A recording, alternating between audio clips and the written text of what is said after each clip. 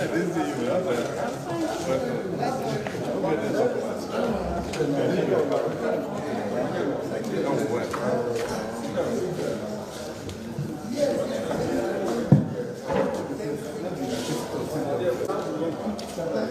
can tell you the only deal I have with them is that they are passionate for a better Nigeria. That's the only deal. Everybody wants Nigeria to survive now. Everybody, because at the end of the day, if it collapses, anarchy consumes everybody. You wouldn't see about party. If they throw a bomb now here, you wouldn't know who is governor, who is the gate man. So it is better we save Nigeria, because if it happens, nobody knows who will be affected. So we want Nigeria to be saved. We want a better Nigeria. Everybody wants to bequeath his children anarchy. Look at him caring about those people in IDP camp. They're not his children. They're not anything. He can just walk away and say they're not his business. But he's caring about them, and that is what we want. We want a Nigeria that will show the same patriotism by caring about people and everything. Look at the flooding that has happened all over Nigeria. As far as I'm concerned, the government of Nigeria have not responded adequately. They've not shown compassion. A leadership comes with compassion, comes with listening, comes with understanding. Even those people in IDP, how many people from federal government have come to visit them? That is what you do. That's what shows that you're committed to Nigeria. Benue, for example, I keep saying it is a huge state. This is a 34,000 square kilometers of land of the state with 4 million people. What you can do with Benue will shock you if I have the opportunity. It will shock you. These are states that we could have. After 4 years, the people will say, thank God they met this man. Because there has a lot to do with this place. I'm in Benue State today to do a courtesy call to the 2 former traditional rulers in Benue State, the Third TV and Ochidama. And of course, I can't come to Benue without coming to pay my loyalty to the governor. Everybody knows that if there's one state I feel the governor has done what I would respect, caring for his people when they are the federal government abandoned them, it is Benue. So I came to pay my respect to him, and that's basically why I'm here. And I thank you and urge you to continue to do, because whenever I see pictures of those in IDP, I feel very sad that Nigerians can live in refugee in Nigeria when we're not at war. These are some of the things I want to solve. These are one of the things we want to take care of. We want to make sure that Nigerians are secure and they live peaceful and we are united. We must love each other. We must care for each other. And that's what I'm striving hard to achieve. It is not about party. It is about our nation called Nigeria. We must build a better place. Thank you. Benue remains your state, and we're happy you have visited our 2 paramount rulers, the Totiv and the Ochidama. It's not easy. I think this is the first time a presidential candidate is visiting our 2 paramount rulers and taking time to pay homage to me as the governor of Benue State. We appreciate and commend you for this gesture.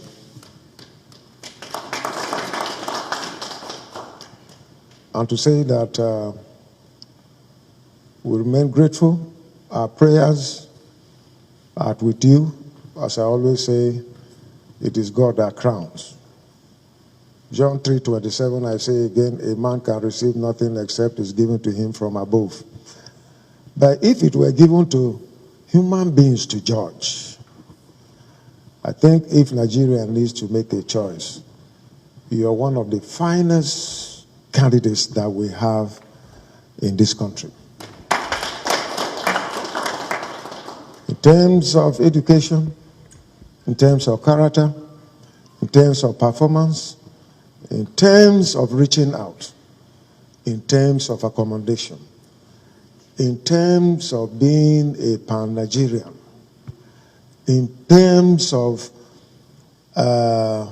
industrialization and passion to ensure that our country is liberated from where we are, out of insecurity to security, and out of economic woes to economic vibrancy, and out of lack of adequate social life. You have the capacity to make things work. Let me say this again. Where we are in our country, Nigeria, today, we should not be looking at party. We should not be looking at where someone comes from.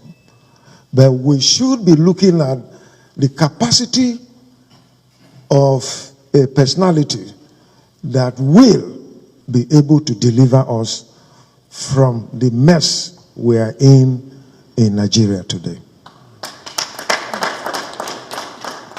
And Peter Obi, from your antecedents, you have the capacity.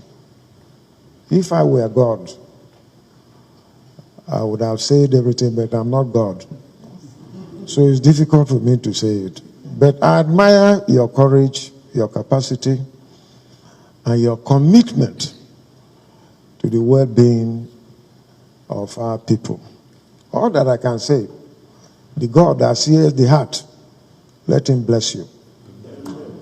And the God that sees the heart, and the God that crowns, if it is his will, let him crown you. Because it is not a matter of party or structures or anything or where you come from. If God decides that it is you, nobody can stop you. I am a living example. 2015, how I became governor. 2019, how I became governor is visible in this country and in our state. And so if God wants you, you'll be there. Continue with your peaceful campaign. But I want to reach out. I want you to reach out to your colleagues who are also aspiring and solicit their support to be their servant. If you're elected, you work with them. We need everybody to work together and ensure that we get ourselves out. Then we can sit down and restructure our country to ensure that we match with other developing countries as they are. So it is not about Peter Obi, it is not about Atiku, it is not about Tinubu, it's not about Kwankwaso, it's not about the other people, but it's about Nigeria. For me, I'm thinking Nigeria. What can we do? So there is nothing wrong in all of you, the front runners of this campaign for 2023, for the presidency, to come together and sit and say, look, this man should step down, this one should step down, let one person go, because it is only one seat that is there. So I pray that that kind of day will come, so that we begin to work together. I said it before, if I were not in PDP, Peter Obi would have been my candidate, and I would have been there with him. But I'm in PDP, that is my handicap. But my prayers are with you. God bless you.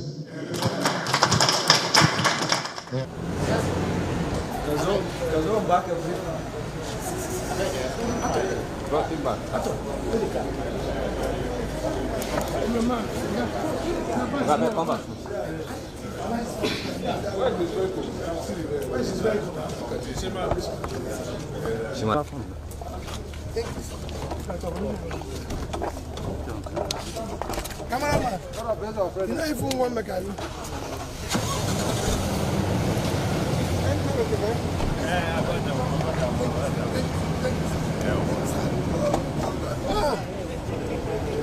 Thank you, sir. Very grateful. Thank you.